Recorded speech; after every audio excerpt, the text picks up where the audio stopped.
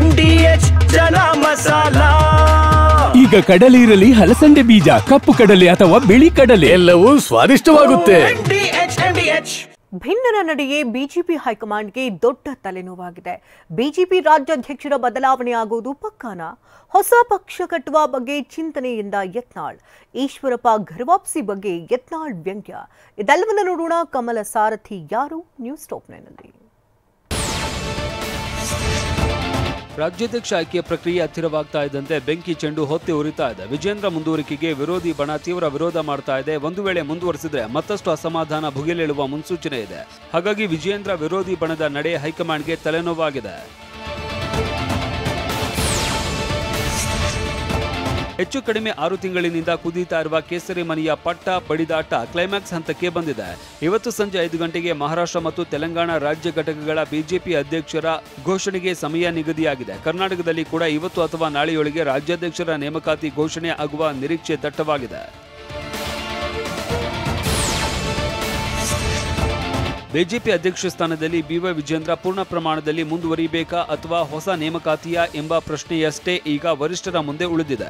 ಆದರೆ ವಿರೋಧ ಹೆಚ್ಚಾಗಿರೋದ್ರಿಂದಾಗಿ ಹೈಕಮಾಂಡ್ನಲ್ಲಿ ಚರ್ಚೆ ಆಗ್ತಾ ಇದೆ ಅಂತ ಬಿಜೆಪಿ ಉಚ್ಚಾಟಿತ ಶಾಸಕ ಬಸನಗೌಡ ಪಾಟೀಲ್ ಯತ್ನಾಳ್ ವ್ಯಂಗ್ಯವಾಡಿದ್ದಾರೆ. ಚರ್ಚೆ ಬಹಳ ಇಷ್ಟು ದಿವಸ ಚರ್ಚೆ ಆಗ್ಲಕತ್ತಂದ್ರೆ ವಿರೋಧ ಹೆಚ್ಚಿದೆ ಅಂತೇಳಿ ಚರ್ಚೆ ಆಗ್ತಾ ಇದೆ. ಇಲ್ಲಕಂದ್ರೆ ಎಲ್ಲರೂ ಸರ್ವಾನುಮತದಿಂದ ಆಯ್ಕೆ ಮಾಡಿಬಿಡ್ತಿದ್ರು ಅಥವಾ ಎಲ್ಲರೂ ತಮ್ಮ ಭಾವನೆಯನ್ನು ಇವತ್ತು ಹೇಳಲಿಕ್ಕೆ ಕೇಂದ್ರ ಹೈಕಮಾಂಡ್ ಅವಕಾಶ ಕೊಟ್ಟಿದ್ದು ಒಳ್ಳೆಯದು. ಹೈಕಮಾಂಡ್ ಎಲ್ಲರಿಗೂ ಚರ್ಚೆ ಮಾಡೋದಕ್ಕೆ ಅವಕಾಶ ಕೊಟ್ಟಿರೋದು ಒಳ್ಳೆಯದು. ಆದರೆ ವಿಜೇಂದ್ರರನ್ನೇ ಬಿಜೆಪಿ ರಾಜ್ಯಾಧ್ಯಕ್ಷರನ್ನಾಗಿ ಮುಂದುವರಿಸಿದ್ರೆ ಹಿಂದುತ್ವ ಆಧಾರದಲ್ಲಿ ಹೊಸ ಪಕ್ಷ ಕಟ್ಟುವ ಚಿಂತನೆ ಮಾಡ್ತೀವಿ ಅಂತ ಕಡ್ಡಿ ಮುರಿದಂತೆ ಹೇಳಿದ್ದಾರೆ ಬಸನಗೌಡ ಪಾಟೀಲ್ ಯತ್ನಾಳ್. ಬಿವೈವಿ ಮುಂದುವರಿದ್ರೆ ಮತ್ತಷ್ಟು ಅಸಮಾಧಾನ ಸ್ಫೋಟವಾಗುತ್ತೆ ಅನ್ನೋ ಸಂದೇಶ ರವಾನಿಸಿದ್ದಾರೆ. ವಿಜೇಂದ್ರನೇ ಮುಂದುವರಿಸ್ತೀನಿ ಅಂತ ಹೇಳಿ ಬಿಜೆಪಿ ನಿರ್ಣಯ ಮಾಡಿದ್ರೆ ನಾವು ಮತ್ತೊಂದು ವಿಚಾರ ಮಾಡ್ತೀವಿ. ಹಿಂದುತ್ವ ಆಧಾರದ ಮೇಲೆ ಒಂದು ಪ್ರಾದೇಶಿಕ ಪಕ್ಷದ ಬಗ್ಗೆ ಚಿಂತನೆ ಪ್ರಾರಂಭ ಮಾಡ್ತೀವಿ. ಅವ್ರೇನೋ ತೆಗೆದ್ರಂದರೆ ಮುಂದೆ ಅವ್ರು ತೆಗೆದ ಮ್ಯಾಗ ಎಲ್ಲ ಗೇಟ್ಗಳು ಓಪನ್ ಹಾಕೋತ ಹೋಗ್ಬಿಡ್ತಾರೆ.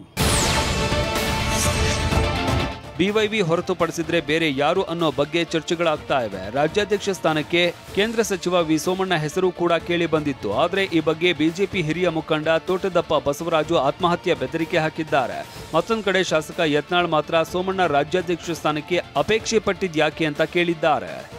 ಆದರೆ ಹೊರಗಿನಿಂದ ಬಂದವ್ರನ್ನ ಈ ವಿ ಸೋಮಣ್ಣ ಅಂತವ್ರನ್ನ ನೀವು ರಾಜ್ಯಾಧ್ಯಕ್ಷರು ಮಾಡಿದ್ರೆ ನಾವು ಬೆಂಗಳೂರಿನ ಕೇಂದ್ರ ಬಿಜೆಪಿ ಕಚೇರಿ ಮುಂದೆ ನಾನು ಪೆಟ್ರೋಲ್ ಸುರ್ಕೊಂಡು ಆತ್ಮಹತ್ಯೆ ಮಾಡ್ಕೊತೀನಿ. ನಾನು ಅಷ್ಟು ನಮಗೆ ನೋವಾಗಿದೆ. ಚಾಕುಚಕ್ಯತೆಯಿಂದ ಮತ್ತು ಸಿಸ್ಟಮೆಟಿಕ್ ಆಗಿ ಒಬ್ಬ ಮಂತ್ರಿ ಕೆಲಸ ಮಾಡ್ತಾರೆ. ಇನ್ನು ರಾಜ್ಯಾಧ್ಯಕ್ಷರಾಗಿ ಯಾಕೆ ಅವರು ಅಪೇಕ್ಷೆ ಪಟ್ಟರೋ ಗೊತ್ತಿಲ್ಲ ನನಗೆ. ಕಳೆದ ಲೋಕಸಭೆ ಚುನಾವಣೆಯಲ್ಲಿ ಶಿವಮೊಗ್ಗದ ಕ್ಷೇತ್ರದಲ್ಲಿ ಪಕ್ಷದ ಅಧಿಕೃತ ಅಭ್ಯರ್ಥಿ ವಿರುದ್ಧ ಬಂಡಾಯ ಸಾರಿ ಅಖಾಡಕ್ಕೆ ಇಳಿದಿದ್ದ ಕೆಎಸ್ ಈಶ್ವರಪ್ಪ ಅವರನ್ನ ಪಕ್ಷದಿಂದ ಉಚ್ಚಾಟಿಸಲಾಗಿತ್ತು. ಅವರನ್ನೀಗ ಮರಳಿ ಬಿಜೆಪಿಗೆ ಕರೆತರುವ ಯತ್ನ ನಡೀತಾ ಇದೆ. ಆದರೆ ಅಧಿಕೃತ ಆಹ್ವಾನ ಬಂದಿಲ್ಲ ಅಂತ ಈಶ್ವರಪ್ಪ ಸ್ಪಷ್ಟನೆ ನೀಡಿದ್ದಾರೆ. ಬಿಜೆಪಿಯ ಕೆಲವರು ನಾಯಕರುಗಳ ಜೊತೆ ನಾನು ಮಾತಾಡಬೇಕು. ನಾನು ಯಾಕೆ ಹೋಗಿದ್ದೆ ಅನ್ನೋದ್ರ ಬಗ್ಗೆ ಮುಗಿದ ಚರ್ಚೆಗೆ ಈಗ ವಾಪಸ್ ಯಾಕೆ ಬಂದಂಥ ಸಂದರ್ಭದಲ್ಲಿ ಏನೇನು ಆಗಬೇಕು ಅನ್ನೋಂಥ ಕೆಲವು ಅಂಶಗಳನ್ನು ಕೂಡ ನಾನು ಅವ್ರ ಹತ್ರ ಚರ್ಚೆ ಮಾಡ್ತೇನೆ. ಆಮೇಲೆ ಬಿಜೆಪಿ ಹೋಗೋದು ಬಿಡೋದು ಹೇಳಿ ಕಳಿಸ್ತಾ ಇದ್ದಾರೆ. ಆಹ್ವಾನ ಅಂತಂದರೆ ಅಧಿಕೃತ ಪತ್ರ ಈ ಥರದ್ದೇನಿಲ್ಲ, ಬಂದಿಲ್ಲ. ಮಾಜಿ ಡಿಸಿಎಂ ಈಶ್ವರಪ್ಪ ಮತ್ತೆ ಬಿಜೆಪಿ ಸೇರ್ಪಡೆ ಬಗ್ಗೆ ಮಾತು ಕೇಳಿ ಬರ್ತಾ ಇವೆ. ಆದರೆ ಬಿಜೆಪಿ ರಾಜ್ಯಾಧ್ಯಕ್ಷ ಬಿವೈ ವಿಜೇಂದ್ರ ಏನೋ ಜಾದು ಮಾಡಿದ್ದಾನೆ, ಜಾದು ಇಟ್ಕೊಂಡೇ ವಿಜೇಂದ್ರ ಆಟವಾಡ್ತಾ ಇದ್ದಾನೆ ಅಂತ ಬಿಜೆಪಿ ಉಚ್ಚಾಟಿತ ಶಾಸಕ ಬಸನಗೌಡ ಯತ್ನಾಳ್ ವ್ಯಂಗ್ಯವಾಡಿದ್ದಾರೆ.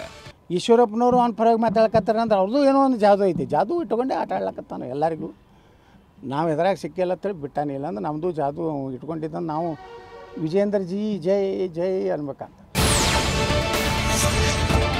ಈ ನಡುವೆ ರಾಜ್ಯ ಬಿಜೆಪಿ ಹಿಂದುಳಿದ ವರ್ಗಗಳನ್ನು ಹಿಡಿದಿಟ್ಟುಕೊಳ್ಳುವುದಕ್ಕೆ ಸತತ ಸಭೆಗಳನ್ನು ಮಾಡ್ತಾ ಇದೆ. ಶನಿವಾರ ಬೆಂಗಳೂರಿಗೆ ಬಂದಿದ್ದ ಕೇಂದ್ರ ಸಚಿವ ಭೂಪೇಂದ್ರ ಯಾದವ್ ಕೂಡ ಹಿಂದುಳಿದ ವರ್ಗಗಳ ಸಭೆ ನಡೆಸಿ ಹೋಗಿದ್ದಾರೆ. ಜಾತಿಗಣತಿ ಚರ್ಚೆ ಮುನ್ನೆಲೆಗೆ ಬಂದ ಬಳಿಕ ಹಿಂದುಳಿದ ಸಮುದಾಯಗಳನ್ನು ತಲುಪುವುದಕ್ಕೆ ಬಿಜೆಪಿ ಪ್ಲಾನ್ ಮಾಡಿಕೊಳ್ತಾ ಇದೆ.